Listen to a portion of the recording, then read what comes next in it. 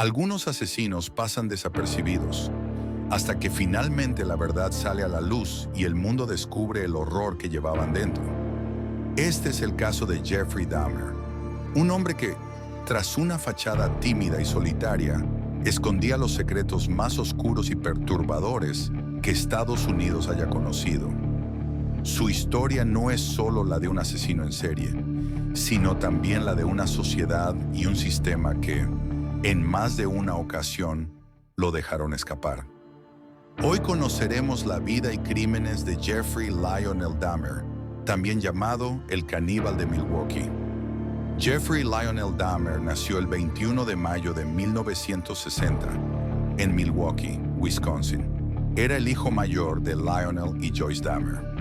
Durante los primeros años de su vida, fue descrito como un niño alegre.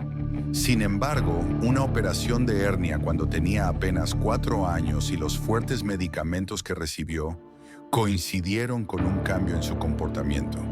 Se volvió más callado, más solitario. Desde entonces empezó a mostrar una fascinación inusual por los animales muertos. No era solo curiosidad infantil. Dahmer los recolectaba, los disecaba y hasta los guardaba en frascos. Su padre, un químico, creyó que aquello era simple interés científico, pero con el tiempo se convirtió en una de las primeras señales de alarma. La adolescencia de Jeffrey no fue fácil. En casa, las discusiones entre sus padres eran constantes hasta que finalmente se divorciaron. Ese quiebre lo dejó completamente aislado. En la escuela era un muchacho retraído, aunque a veces llamaba la atención con comportamientos excéntricos. Imitaba voces extrañas, fingía ataques epilépticos para hacer reír a sus compañeros. Era como si buscara encajar, aunque nunca lo lograba del todo. En 1978, Jeffrey se graduó de la secundaria. Pocos días después, con apenas 18 años, cometió su primer asesinato. Mientras conducía, recogió a un joven autostopista, Stephen Hicks, de 19 años. Dahmer lo llevó a su casa, bebieron cervezas y pasaron el rato. Pero cuando Hicks quiso marcharse, Jeffrey sintió un miedo intenso a quedarse solo y lo golpeó hasta matarlo. En ese instante, cruzó una línea de la que nunca regresaría. Desmembró el cuerpo y escondió los restos en el patio de su casa. Fue un crimen que marcaría el inicio de su descenso hacia la oscuridad. Tras ese primer asesinato, Dahmer intentó seguir adelante como si nada hubiera pasado. Ingresó en la universidad, pero la abandonó por sus problemas con el alcohol. Luego se alistó en el ejército, donde sirvió en Alemania, pero nuevamente fue dado de baja por su adicción. En 1981 regresó a Estados Unidos. Sin rumbo, sin trabajo estable, sin amigos, vivió un tiempo con su abuela en West Allis, Wisconsin. Ella lo describía como un muchacho amable, pero con hábitos extraños. Permanecía encerrado en su cuarto, guardaba maniquíes, tenía olores desagradables que intentaba justificar con excusas. Nadie sabía lo que realmente estaba ocurriendo. Fue en 1987 cuando Dahmer cometió otro asesinato. Su víctima fue Stephen Twomey. A partir de allí, sus crímenes se volvieron más frecuentes y meticulosos. En los años siguientes, asesinaría a 16 jóvenes más, la mayoría hombres afroamericanos y asiáticos. Su modus operandi era similar. Los conocía en bares o en la calle. Les ofrecía dinero a cambio de posar para fotos, los llevaba a su apartamento, los derrogaba y luego los asesinaba. Pero su obsesión iba más allá. Practicaba necrofilia, desmembraba cuerpos, guardaba partes como trofeos y hasta llegó al canibalismo.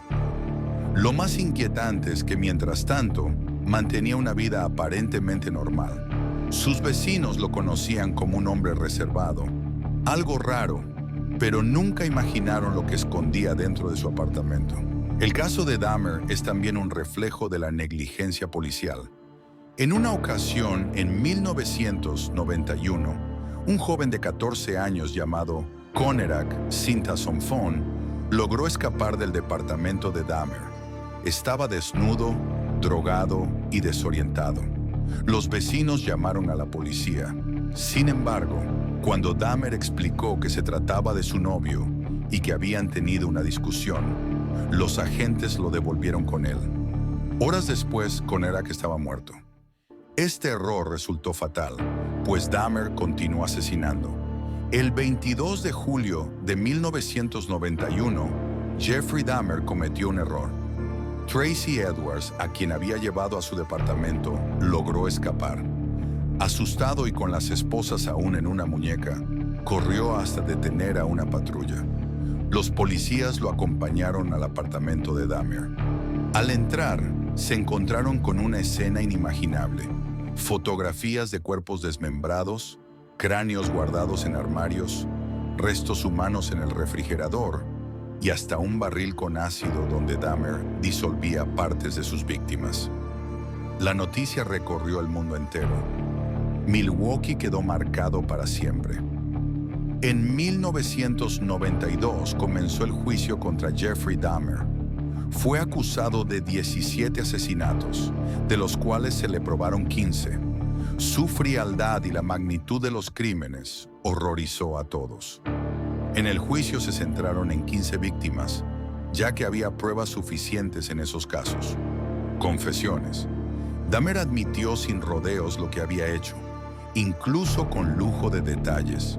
No negó los crímenes, pero su defensa buscaba probar locura o incapacidad mental para evitar la cadena perpetua. Defensa versus Fiscalía. La defensa alegó que Dahmer sufría un trastorno mental severo, necrofilia, compulsiones, delirios, por lo que no podía controlar sus impulsos. Mientras que la fiscalía argumentó que Dahmer actuaba con plena conciencia, planeaba los asesinatos, ocultaba pruebas y sabía que lo que hacía era ilegal. Momentos clave. Se presentaron pruebas gráficas de lo encontrado en su departamento, fotos de las víctimas, restos humanos, herramientas. Testimonios impactantes, como el de la familia de Konerak Sintasomphone, el joven que Dahmer engañó ante la policía poco antes de asesinarlo. El propio Dahmer habló en el juicio, mostrando un tono frío, sin dramatismo, aunque después pidió perdón a las familias. El 28 de noviembre de 1994, uno de los asesinos más infames de la historia llegó a su fin. No en libertad, sino dentro de una prisión de máxima seguridad en Wisconsin. Ese hombre era Jeffrey Dahmer, conocido como el caníbal de Milwaukee. Cumplía 16 cadenas perpetuas en la Columbia Correctional Institution. A pesar de su peligrosidad, Dahmer no estaba aislado. Compartía rutinas y trabajos con otros reclusos, y eso lo convirtió en un blanco vulnerable. Aquel día, Dahmer fue asignado a labores de limpieza junto a otros 2 presos, Jesse Anderson y Christopher Scarver. Sin guardias vigilando de cerca, el trío se dirigió al área de los baños y gimnasio. Lo que ocurrió allí cambiaría para siempre la historia de la prisión. Scarver, un convicto por asesinato, tomó una barra de metal arrancada de un equipo de pesas. Primero atacó a Dahmer con una violencia brutal, golpeándolo repetidamente en la cabeza. Luego hizo lo mismo con Anderson. Los guardias los encontraron minutos más tarde, ensangrentados en el suelo. Dahmer fue trasladado al hospital, pero ya no había nada que hacer. Murió a los 34 años. Anderson falleció poco después. Solo Scarver salió ileso de aquel episodio. Años después, el propio Scarver explicó sus motivos. Aseguraba que Dahmer se burlaba de otros presos con macabras bromas sobre canibalismo y que incluso escuchó voces de Dios que lo impulsaron a cometer el ataque. Por el doble asesinato, Scarver recibió 2 cadenas perpetuas más. Así terminó la vida de Jeffrey Dahmer, no por la justicia en los tribunales, sino por la violencia dentro de los muros de la cárcel. Jeffrey Dahmer pasó a la historia como el caníbal de Milwaukee.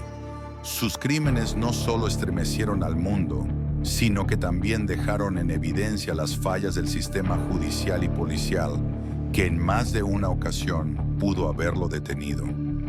Hoy en día su nombre sigue generando escalofríos y su historia continúa siendo objeto de documentales, series y debates en torno a la psicología criminal.